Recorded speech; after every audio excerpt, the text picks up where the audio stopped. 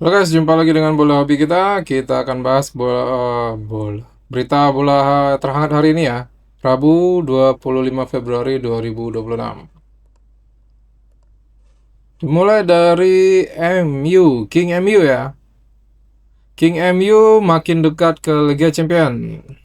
Setelah musim kemarin 2024-2025 yang sangat amat mengecewakan karena hanya finish di posisi ke-15 klasemen Liga Inggris. Target manajemen kini adalah membawa United kembali ke Liga Champions. Musim ini minimal harus 6 besar target manajemen. Jadi bisa main di Eropa. Kini setelah menang 1-0, United naik ke posisi keempat dan berpeluang lolos ke Liga Champions musim depan.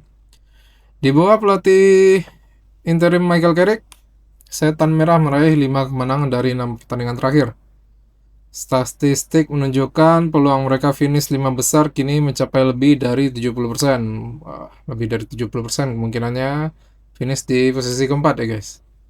Secara finansial dampaknya sangat besar kalau lolos ke Champions League.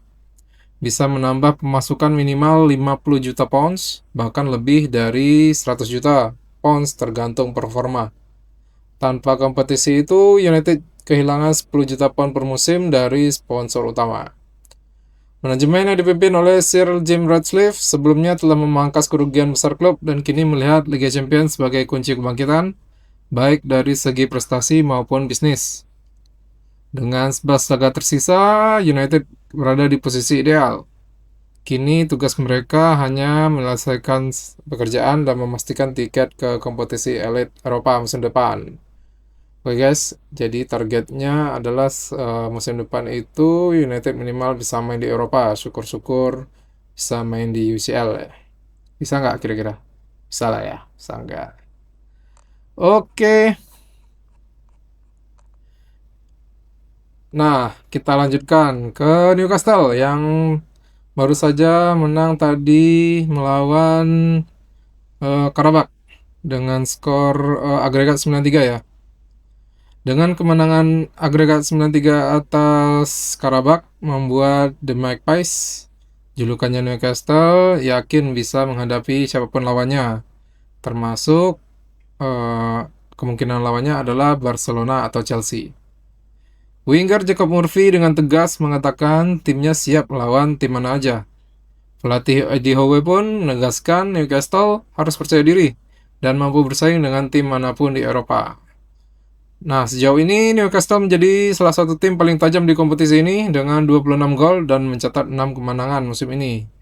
Mereka bahkan sempat menahan imbang PSG dan hanya kalah tipis dari Barca. Kebangkitan ini terasa spesial mengingat awal musim mereka sempat mendapat kritik usai kalah di Liga. Namun kini Newcastle kembali bangkit dan menikmati panggung Eropa. Meski masih tertahan di papan tengah Premier League, Newcastle tak lagi merasa kecil di Liga Champions. Undian babak 16 besar justru dinanti dengan antusiasme tinggi. Jadi bukan kemungkinan besar ya. Jadi lawannya Newcastle di babak 16 besar itu hanya ada dua kemungkinan, yaitu Barca atau enggak Chelsea. Jadi mereka nggak takut siapapun lawannya kalau berdasarkan undian itu nanti, drawing nanti. Jadi bagusnya Newcastle lawan siapa guys? Barca atau Chelsea? Next ke berita selanjutnya. Nah, satu lagi juga tim yang baru saja mengukir sejarah, Bodo Glimt singkirkan Inter Milan di Liga Champions. Bodo Glimt kembali membuat kejutan besar ya. Klub asal Norwegia sukses menyingkirkan Inter Milan di Liga Champions dengan agregat 5-2. Ini untuk pertama kalinya dalam sejarah mereka lolos ke babak 16 besar. Setelah menang 3-1 di leg pertama, Bodo kembali tampil luar biasa di San Siro dan menang 2-1. Jens Peter Haug menjadi bintang lewat 1 gol dan 1 assist. Nah, hebatnya lagi, Bodo menjadi klub Norwegia pertama yang lolos dari fase gugur Liga Champions sejak era lama Piala Eropa. Mereka juga mencatat 4 kemenangan beruntun atas klub dari 5 liga top Eropa. Terakhir kali yang melakukan hal itu hanya Ajax pada tahun 71-72. Sebelum menang lawan Inter ini, Bodo juga mengalahkan Manchester City dan Atletico Madrid di fase grup. Pelatih Kjetil Knutsen menyebut ini sebagai momen bersejarah bagi klub dan sepak bola Norwegia. Nah, nanti di babak 16 besar mereka akan menghadapi antara Manchester City atau Sporting CP. Nah, jadi ini Sporting CP. Bodo ini jadi kuda hitam ya sekarang ya guys ya. Tidak diperhitungkan tetapi bisa mengalahkan tim-tim top Eropa. Sampai di mana kisah dongeng Cinderella ini akan berlanjut. Dongengnya Bodo kita nantikan babak selanjutnya di 16 besar Liga Champions ya. Nah, lanjut ke untuk pertandingan nanti malam. Reaksi Courtois atas kasus yang menimpa Vini dan siapa? Pemain Benfica itu Gianluca Prestiani. Kiper Real Madrid, Courtois mengecam keras insiden yang melibatkan rekannya Vini dan dengan winger Benfica Gianluca Prestiani. Courtois mengatakan tindakan rasial yang dituduhkan terhadap Vini tidak bisa dibenarkan hanya karena selebrasinya setelah mencetak gol. Vini sebelumnya merayakan golnya dengan antusias di hadapan supporter Benfica. Dan pertandingan kemudian sempat dihentikan akibat laporan pelecehan rasial. UEFA kemudian memberikan skorsing 1 laga secara sementara kepada Prestiani, sambil menunggu hasil investigasi lebih lanjut. Courtois menilai selebrasi itu adalah hal biasa di sepak bola dan bukan alasan untuk melakukan pelecehan. Ia juga menyoroti kurangnya respon dari pihak keamanan stadion saat insiden itu terjadi. Courtois juga menyatakan tindakan tegas untuk memerangi rasisme, termasuk mengeluarkan oknum yang melakukan tindakan tersebut dari stadion agar contoh buruk seperti ini tidak terulang lagi. Jadi Courtois tentu saja membela rekannya Vini Junior tentang kasusnya dengan Gianluca Prestiani. Oke, selanjutnya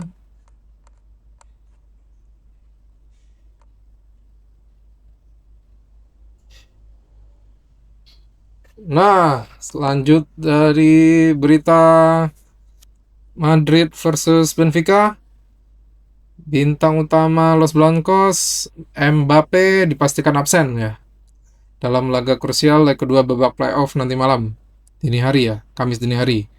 Padahal sebelumnya pelatih Alvaro Arbeloa sempat menyatakan Mbappe dalam kondisi siap tempur.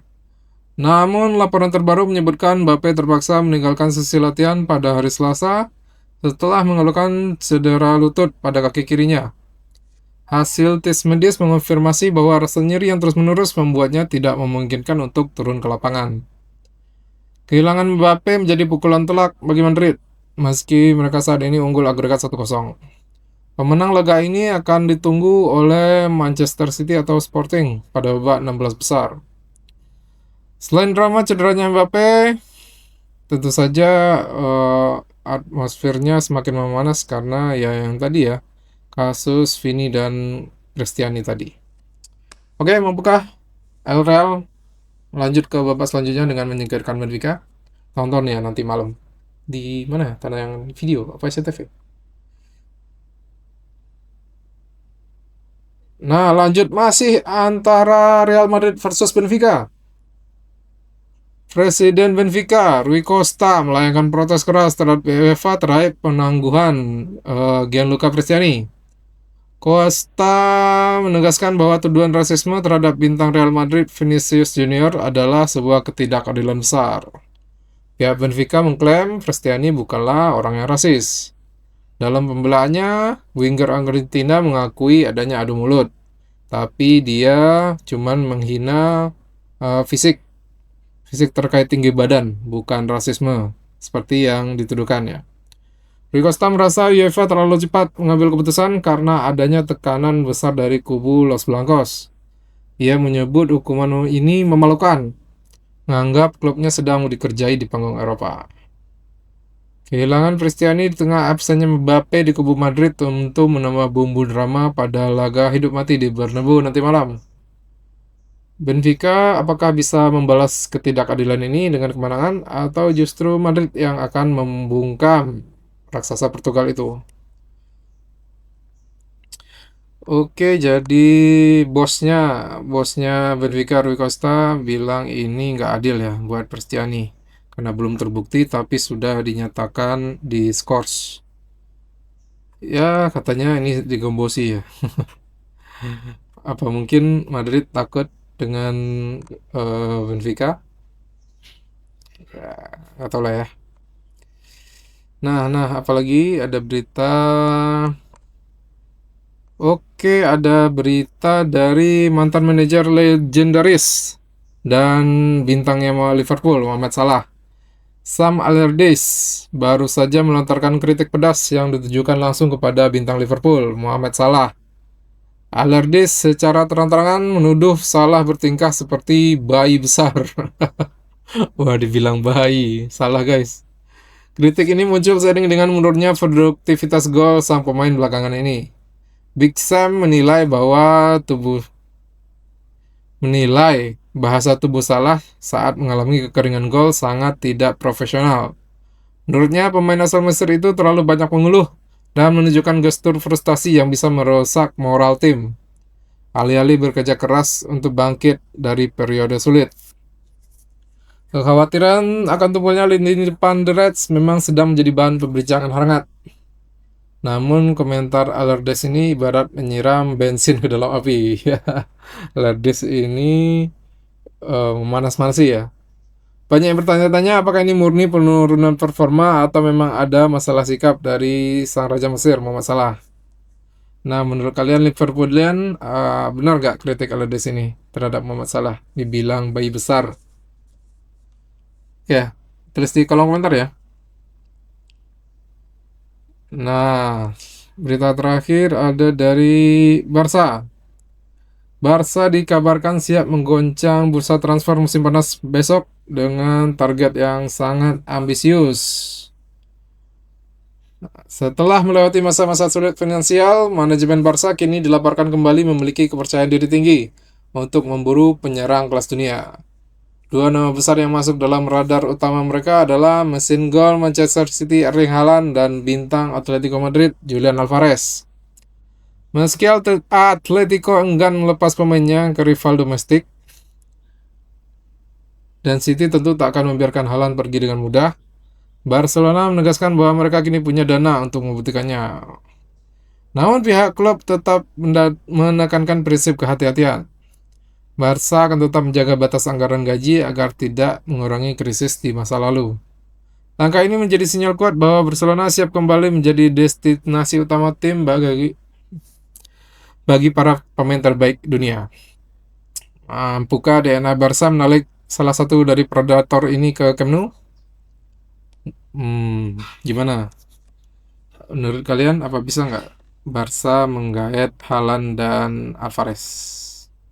Ya, kalau memang ada duitnya ya bisa-bisa aja. Oke, sekian berita bola hari ini. Jumpa kembali besok dengan berita-berita harian lainnya. Jangan lupa like dan subscribe ya untuk konten kreator UMKM ini. Oke, thank you.